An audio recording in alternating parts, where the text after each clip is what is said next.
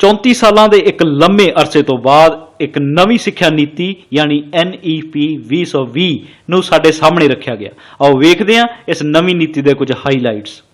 ਸੂਚਨਾ ਤੇ ਪ੍ਰਸਾਰਣ ਮੰਤਰੀ ਪ੍ਰਕਾਸ਼ ਜਾਵੜੇਕਰ ਤੇ ਕੇਂਦਰੀ ਮਨੁੱਖੀ ਸਰੋਤ ਵਿਕਾਸ ਮੰਤਰੀ ਰਮੇਸ਼ ਪੋਖਰਿਆਲ ਦੁਆਰਾ ਨਵੀਂ ਸਿੱਖਿਆ ਨੀਤੀ ਦੀ ਜਾਣਕਾਰੀ 29 ਜੁਲਾਈ 2020 ਨੂੰ ਸਰਵਜਨਿਕ ਤੌਰ ਤੇ ਸਾਂਝੀ ਕੀਤੀ ਗਈ।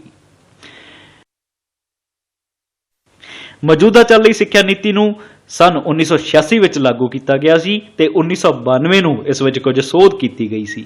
34 ਸਾਲਾਂ ਬਾਅਦ ਇੱਕ ਨਵੀਂ ਸਿੱਖਿਆ ਨੀਤੀ ਲਾਗੂ ਕੀਤੀ ਜਾਵੇਗੀ ਤੇ ਇਸ ਨੀਤੀ ਨੂੰ ਮੰਤਰੀ ਮੰਡਲ ਤੋਂ ਮਨਜ਼ੂਰੀ ਮਿਲ ਗਈ ਹੈ।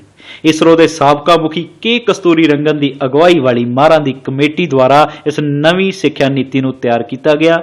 ਜੂਨ 2017 ਨੂੰ ਕਸਤੂਰੀ ਰੰਗਨ ਦੀ ਅਗਵਾਈ ਵਾਲੀ ਮਾਹਰਾਂ ਦੀ ਕਮੇਟੀ ਦਾ ਗਠਨ ਹੋਇਆ ਸੀ ਤੇ ਇਸ ਕਮੇਟੀ ਨੇ ਮਈ 2019 ਨੂੰ ਆਪਣੀ ਰਿਪੋਰਟ ਸੌਂਪ ਦਿੱਤੀ ਸੀ। ਨਵੀਂ ਸਿੱਖਿਆ ਨੀਤੀ ਵਿੱਚ ਸਕੂਲੀ ਸਿੱਖਿਆ ਤੋਂ ਲੈ ਕੇ ਉੱਚ ਸਿੱਖਿਆ ਤੱਕ ਕਾਫੀ ਤਬਦੀਲੀਆਂ ਕੀਤੀਆਂ ਗਈਆਂ ਹਨ। ਇਸ ਨਵੀਂ ਸਿੱਖਿਆ ਨੀਤੀ ਤਹਿਤ ਮਾਨਵ ਸੰਸਾਧਨ ਵਿਕਾਸ ਮੰਤਰਾਲੇ ਭਾਵ ਮਨੁੱਖੀ ਸਰੋਤ ਵਿਕਾਸ ਮੰਤਰਾਲੇ ਦਾ ਨਾਮ ਬਦਲ ਕੇ ਵੀ ਸਿੱਖਿਆ ਮੰਤਰਾਲਾ ਰੱਖਿਆ ਗਿਆ ਹੈ। GDP ਦਾ 6% ਸਿੱਖਿਆ ਖੇਤਰ ਵਿੱਚ ਖਰਚਿਆ ਜਾਵੇਗਾ। 2030 ਤੱਕ 3 ਤੋਂ 18 ਸਾਲ ਦੇ ਬੱਚਿਆਂ ਨੂੰ ਮਿਆਰੀ ਸਿੱਖਿਆ ਦੇਣਾ ਤੇ 100% ਸਾਖਰਤਾ ਦਾ ਮੁੱਖ ਟੀਚਾ ਨਵੀਂ ਸਿੱਖਿਆ ਨੀਤੀ ਵਿੱਚ ਮਿਥਿਆ ਗਿਆ ਹੈ। ਨਵੀਂ ਸਿੱਖਿਆ ਨੀਤੀ ਵਿੱਚ 2035 ਤੱਕ ਉੱਚ ਸਿੱਖਿਆ ਵਿੱਚ ਗ੍ਰੋਸ ਐਨਰੋਲਮੈਂਟ ਰੇਸ਼ੋ ਯਾਨੀ GER 50% ਪ੍ਰਦਾਨ ਕਰਨ ਤੇ 3.5 ਕਰੋੜ ਨਵੀਆਂ ਸੀਟਾਂ ਪ੍ਰਦਾਨ ਕੀਤੀਆਂ ਜਾਣਗੀਆਂ। ਡਿਜੀਟਲ ਲਰਨਿੰਗ ਤਹਿਤ ਨੈਸ਼ਨਲ ਐਜੂਕੇਸ਼ਨਲ ਟੈਕਨੋਲੋਜੀਕਲ ਫੋਰਮ ਯਾਨੀ NETF ਦਾ ਗਠਨ ਹੋਵੇਗਾ। ਪਾਲੀ, ਫਾਰਸੀ, ਪ੍ਰਾਕ੍ਰਿਤ ਤੇ ਸੰਸਕ੍ਰਿਤ ਭਾਸ਼ਾਵਾਂ ਦੇ ਭਾਸ਼ਾਈ ਵਿਕਾਸ ਲਈ ਰਾਸ਼ਟਰੀ ਸੰਗਠਨਾਂ ਦਾ ਗਠਨ ਕਰਨ ਦਾ ਜ਼ਿਕਰ ਵੀ ਨਵੀਂ ਸਿੱਖਿਆ ਨੀਤੀ ਦੇ ਵਿੱਚ ਕੀਤਾ ਗਿਆ ਹੈ। Indian institute of translation and interpreter ਦੀ ਸਥਾਪਨਾ ਕੀਤੀ ਜਾਵੇਗੀ। ਨਵੀਂ ਸਿੱਖਿਆ ਪ੍ਰਣਾਲੀ ਵਿੱਚ 12 ਸਾਲਾਂ ਦੀ ਸਕੂਲਿੰਗ ਤੇ 3 ਸਾਲਾਂ ਦੀ ਆਂਗਨਵਾੜੀ ਪ੍ਰੀ ਸਕੂਲਿੰਗ ਦੀ ਵਿਵਸਥਾ ਹੋਵੇਗੀ। ਨੀਤੀ ਵਿੱਚ ਗ੍ਰੇਡ 3, 5 ਤੇ 8 ਇਹਨਾਂ ਜਮਾਤਾਂ ਵਿੱਚ ਸਕੂਲ ਇਮਤਿਹਾਨਾਂ ਦਾ ਜ਼ਿਕਰ ਕੀਤਾ ਗਿਆ ਹੈ। 10ਵੀਂ ਦੀਆਂ ਬੋਰਡ ਪ੍ਰੀਖਿਆਵਾਂ ਨੂੰ ਫਿਲਹਾਲ ਖਤਮ ਕਰ ਦਿੱਤਾ ਗਿਆ ਹੈ ਤੇ 12ਵੀਂ ਦੀਆਂ ਬੋਰਡ ਪ੍ਰੀਖਿਆਵਾਂ ਸਮੈਸਟਰ ਪ੍ਰਣਾਲੀ ਅਧੀਨ ਪਹਿਲਾਂ ਵਾਂਗ ਚੱਲਣਗੀਆਂ, ਪਰ ਬੋਰਡ ਪ੍ਰੀਖਿਆਵਾਂ ਨੂੰ ਰੀਡਿਜ਼ਾਈਨ ਕੀਤਾ ਜਾਵੇਗਾ। ਬਹੁਤ ਸਾਰੇ ਨਵੇਂ ਪੱਖਾਂ ਅਧੀਨ ਨਵੇਂ ਤਰੀਕੇ ਨਾਲ ਬੋਰਡ ਪ੍ਰੀਖਿਆਵਾਂ ਲਈਆਂ ਜਾਣਗੀਆਂ। ਨਵੀਂ ਸਿੱਖਿਆ ਨੀਤੀ 2020 ਦੇ ਤਹਿਤ 10+2 ਇਹ ਪੁਰਾਣਾ ਵਿਦਿਅਕ ਢਾਂਚਾ ਹੁਣ ਖਤਮ ਹੋ ਜਾਵੇਗਾ ਤੇ ਇਸ ਦੀ ਜਗ੍ਹਾ 5+3+3+4 ਇਹ ਨਵੀਂ ਵੰਡ ਵਾਲਾ ਵਿਦਿਅਕ ਢਾਂਚਾ ਲਾਗੂ ਹੋਵੇਗਾ। ਇਸ ਨਵੇਂ ਵਿਦਿਅਕ ਢਾਂਚੇ ਨੂੰ ਕੁਝ ਪੜਾਵਾਂ ਵਿੱਚ ਵੰਡਿਆ ਗਿਆ, ਜਿਸ 'ਚ ਪਹਿਲਾ ਪੜਾਅ ਯਾਨੀ ਪਹਿਲਾ 5 ਜਿਹਦੇ ਵਿੱਚ ਸ਼ਾਮਲ ਹੋਵੇਗੀ 3 ਸਾਲ ਦੀ ਪ੍ਰੀ ਸਕੂਲਿੰਗ, ਪਹਿਲੀ ਜਮਾਤ, ਦੂਜੀ ਜਮਾਤ। ਇਸ ਨੂੰ ਫਾਊਂਡੇਸ਼ਨ ਸਟੇਜ ਆਖਿਆ ਗਿਆ ਹੈ ਤੇ ਉਮਰ ਵਰਗ 3 ਤੋਂ 8 ਸਾਲ ਹੋਵੇਗਾ। ਦੂਜਾ ਪੜਾਅ ਯਾਨੀ ਅਗਲਾ 3 ਜਿਹਦੇ ਵਿੱਚ ਸ਼ਾਮਲ ਹੋਵੇਗੀ ਤੀਜੀ, ਚੌਥੀ ਤੇ 5ਵੀਂ ਜਮਾਤ। ਇਸ ਨੂੰ ਪ੍ਰੀਪਰੇਟਰੀ ਸਟੇਜ ਆਖਿਆ ਗਿਆ ਹੈ, ਉਮਰ ਵਰਗ 8 ਤੋਂ 11 ਸਾਲ।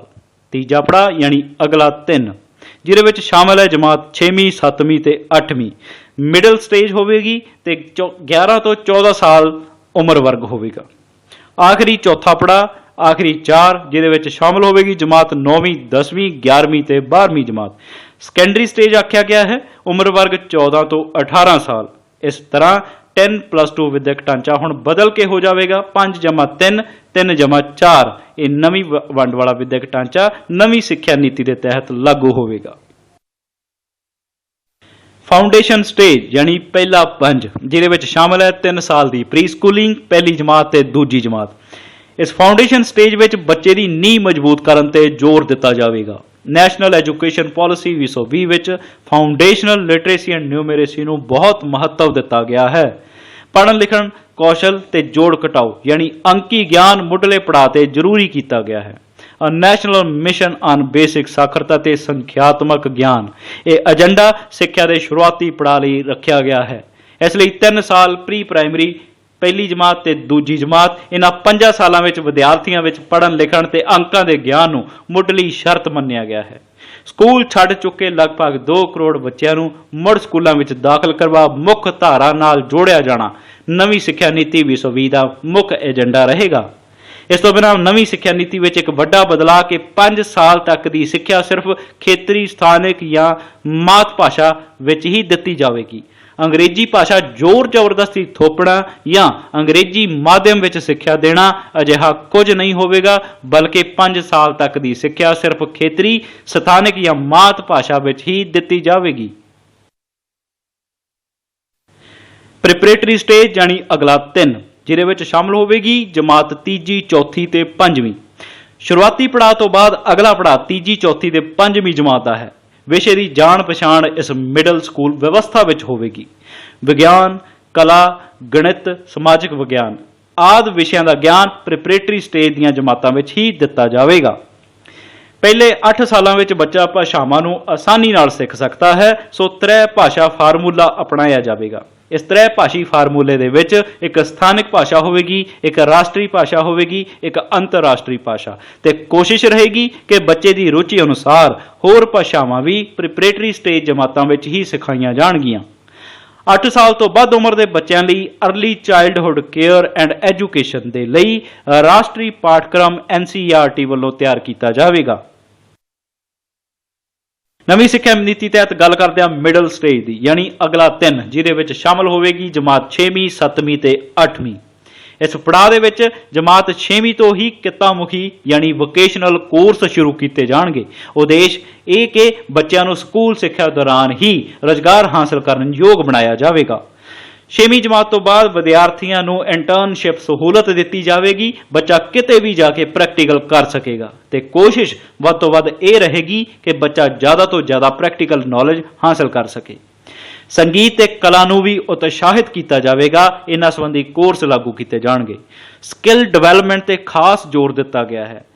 बच्चों को 6वीं जमात तो ही कोडिंग सिखाई जाएगी, ऐप डिवेलप करना सिखाया जाएगा, प्रोग्रामिंग करनी सिखाई जाएगी, सॉफ्टवेयर तैयार करने सिखाए जाएंगे। अजिही आधुनिक ते तकनीकी सिक्ख्या का आरंभ जमात 6वीं तो होवेगा। चीन वर्गे मुल्कों में इसे तर्ज ते सिक्ख्या दी जा रही है। बच्चों की रचनात्मक उसारू सोच के नाल नाल विश्लेषण करने वाली समझ नूं वधाउण ते जोर दिता जाएगा नवीं सिक्ख्या नीति की मिडल स्टेज के दौरान।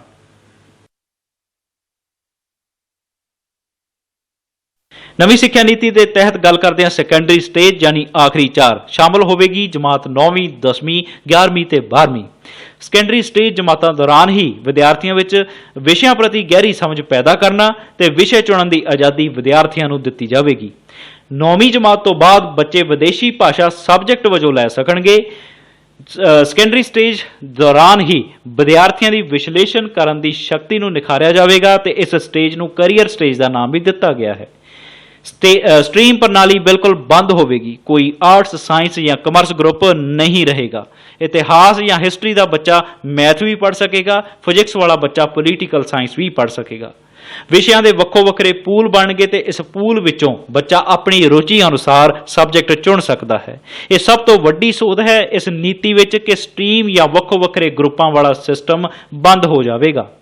9वीं तो 12वीं दीयां परीक्षावां समैसटर आधारित होणगियां ते 12वीं दीयां परीक्षावां पहलां वांग बोर्ड वालों कंडक्ट कीतियां जाणगियां। हर 6 महीने बाद परीक्षा लई जाएगी। बोर्ड परीक्षावां नूं आसान बनाया जाएगा, इसनूं रीडिजाइन किया जाएगा ते नवे-नवे पक्ष जिहड़े इन्हां परीक्षावां दे विच जोड़े जाणगे। रोट मैथड यानी पेपरों तो कुछ समय पहला मैमोराइजेशन रट्टा ला के पेपर देना ज्यादातर विद्यार्थियों का रुझान रहा है, सो रट्टा लाने की समस्या खत्म की जाएगी। नवीं नीति तहत बोर्ड परीक्षा ज्ञान की परख वाली होगी ते विद्यार्थियों की लर्निंग कोर कैपेसिटी नूं टेस्ट करने ते आधारित होगी। मार्कशीट विच सिर्फ पेपरां दे नंबर नहीं सगों विद्यार्थी दे होर अनेक पक्षां अनुसार असैसमेंट नंबर नाल जोड़े जाणगे। ये 360 डिग्री वाली असैसमेंट होगी। एक नैशनल असैसमेंट सेंटर परख जिसका मतलब performance assessment review and analysis of knowledge for holistic development, इसकी स्थापना होगी। नवीं सिक्ख्या नीति का एक नवा पक्ष multiple entry and exit system. Multiple entry and exit system लागू किया गया है। जिस का अर्थ है कि उच्च सिक्ख्या के सालों या समैसटरां विच वंडे हुए कोर्स विच चाहे एक या वध साल लाउण तो बाद किसी कारण तुसीं कोर्स विचकार छड्ड दिंदे हो तां इस मल्टीपल एंट्री एंड एग्जिट प्रणाली राहीं तुसीं दोबारा दाखल होके उही कोर्स अगे जारी कर सकते हो।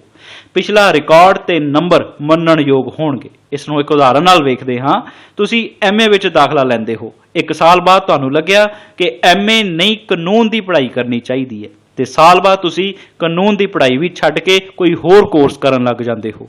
नवीं सिक्ख्या नीति अनुसार multiple entry and exit system लागू किया जाएगा। तुसीं जिन्ने भी कोर्स करोगे, एक साल बाद उसका सर्टिफिकेट मिलेगा, 2 साल बाद उसका डिप्लोमा मिल जाएगा, 3 या 4 जिन्ने साल का भी कोर्स है उस तो बाद उसकी डिग्री मिल जाएगी।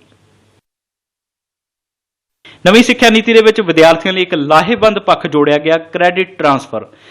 तुसीं BA MA BTech MTech LLB तुसीं कुछ भी करते हो, जेकर पढ़ाई या कोर्स करते समय दौरान तुसीं विचकार ही ड्रॉप आउट कर दिंदे हो, भाव छड्ड दिंदे हो, जिवें मान लो तुसीं LLB करनी शुरू की पर 1 साल बाद तुहानूं लग्गिया कि मेरा इस विच इंटरस्ट नहीं रहा, जां कोई होर कारण जिस कारण तुसीं वो कोर्स या पढ़ाई साल बाद छड्ड दिंदे हो, तां हुण इस नीति अनुसार अजिहा करन ते पिछला पढ़िया तुहाडा व्यर्थ नहीं जावेगा। डिजी लॉकर विच तुहाडा अकैडमिक क्रेडिट स्टोर होवेगा। इसलिए एक अकैडमिक बैंक ऑफ क्रेडिट बनाया जाएगा। तुसीं बाद विच वो छड्डी पढ़ाई या कोर्स दोबारा कर सकते हो, पिछला रिकॉर्ड या अंक मनण योग होणगे। क्रेडिट ट्रांसफर की एक होर उदाहरण वेखो। BTech के 2 समैसटर तो बाद तुसीं कोई होर कोर्स करन लग जाते हो, बाहर चले जाते हो, काम करन लग जाते हो या कुछ भी, ते कुछ सालों बाद तुसीं अपनी BTech की पढ़ाई पूरी करना चाहते हो, तो हुण तुसीं बाकी दे बचे हुए 4 समैसटर ही करोगे।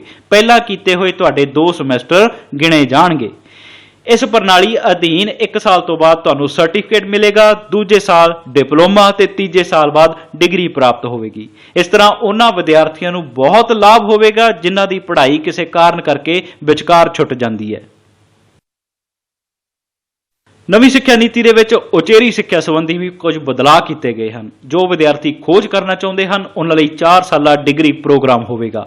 1 साल की MA नाल 4 साला डिग्री प्रोग्राम तो बाद सीधा वो PhD कर सकणगे ते उन्हां नूं MPhil की जरूरत नहीं होगी। MPhil नूं बंद कर दिता गया है। यूनीवर्सिटी या उच्च सिक्ख्या संस्थावां विच दाखले लई कॉमन एंट्रेंस एग्जाम होगा ते एक नैशनल टेस्ट एजेंसी बनाई जाएगी। जो विद्यार्थी नौकरियां वल जाना चाहते हैं उन्हां लई 3 साला डिग्री प्रोग्राम होगा। ITI IITs ते IIM Wang multi disciplinary education and research universities यानी मेरूज की स्थापना होगी। उचेरी सिक्ख्या लई एक रैगूलेटर होगा।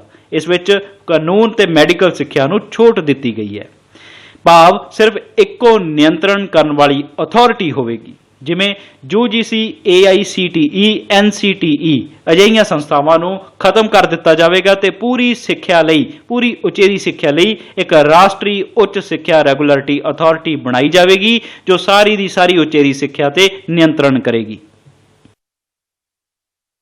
नवीं सिक्ख्या नीति 2020 के कुछ हाईलाइट्स तुहाडे सामने रखने की कोशिश की। एक गल बड़ी छोटी जी पर डूंघे अर्थ। आने वाले समय में किस तरह के पढ़िया लिखिया की लोड़ होगी। जे साडे सिक्ख्या माहर इस गल का मुलांकन करन, किसी भी सिक्ख्या नीति का निर्माण करते हैं तो यह बहुत लाहेवंद होगा, क्योंकि सिक्ख्या समाज को एक नवा रस्ता दिखाती है। सो नवीं सिक्ख्या नीति व्यवहारिक तौर पर कितनी सफल हो पाती है, यह तो आने वाला समा ही दसेगा। तुहाडा सारिआं दा बहुत बहुत धन्यवाद।